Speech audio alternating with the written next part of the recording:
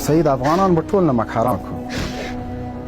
ذوالفقار علي بوټو چې پاکستان ته قانون د 1983 قانون اساسي ورته جوړ کړ، چا وواژه؟ افغانانو وژلی که دوی وژلی؟ نمک حرام څوک دي؟ قدیر خان چې پاکستان ته اټم بم ورکړ، افغانانو زندان ته واچوه که د پاکستان حکومت؟ ولې نمک حرامه زه یم؟ دوی دي نمک حرامه که موږ؟ عمران خان چې د 1992 کال وړ کپ پاکستان ته راوړه، په پاکستان کې په 4 صوبو د مرکز په شمول د سرطان روغتونونه جوړ کړه. دا د حکومت په پیسو نه دي جوړ کړي، دا یې چندي کړي دي. خپل امتیازات چې د په کرکټ کې اخیستي، کپونه اخیستي، هغه یې خرڅ کړي دي، شفاخانې یې پرې جوړې کړي دي. کله چې دی ولسمشر سو، وزیر اعظم سو، په پاکستان کې کورونا وه، له هغه حالت نه سالم پاکستان دغه عمران خان راوویسته. دا اوس افغانانو بندي کړی ده چې موږ نمک حرامه یو. د 1 ساعت په سر باندې ته وزیر اعظم بندي کوه.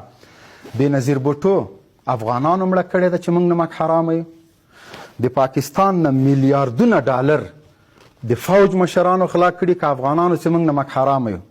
ایمل کانسي د 10,000 ډالرو په بدل کې افغانانو خرڅ که په امریکا چې موږ نمک حرامه یو. ریمنډیوس چې هلته پاکستانیان په اسلام آباد کې ووژل، د پیسو په بدل کې افغانانو خلاص که دوی همدغه حکمرانانو یې. نور ډیر موضوعات دي. که چیرته نمک حرامه هغه ته وایي چې چا در سره احسان وکړه او ته احسان فراموشي وکړې، د پاکستان ټول واکمنان نمک حرامه دي بغیر له عمران خان نه. ځکه نمک حرامه دي چې دوی سره چا نیکي کړې هغه یې وژلی ده، دوی ته چا اټم بم ورکړی هغه یې بندي کړی. محسن خالق اټم بم د پاکستان ورته ویلې په پاکستان کې په یو مرداره ګلۍ کې د جیو نیوز د تلویزیون یو خبریالو سره مرکه کوي، تاسو هغه مرکه وایي. قدیر خان ته وایي په ژوند کې د لوی اشتباه، وایي لوی اشتباه مې دا چې پاکستان ته مې اټم بم جوړ کړ. دا د ده مرکه ده. ودرې دا اسلامي هیواد د هندوستان ته عبدالکلام په نامه باندې چا اټم بم جوړ کړی، اعزازي د هندوستان صدر مقرر کړ.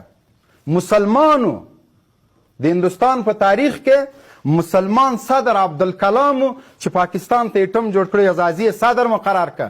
د نمک حرامو بندي خانې ته واچوه.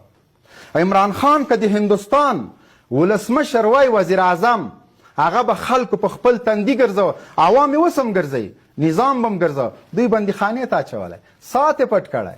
څومره لوی جرم. نواز شریف فوز په استرالیا کې 6 محلونه لري، هغه ته څوک نه وایي چې تا غلا د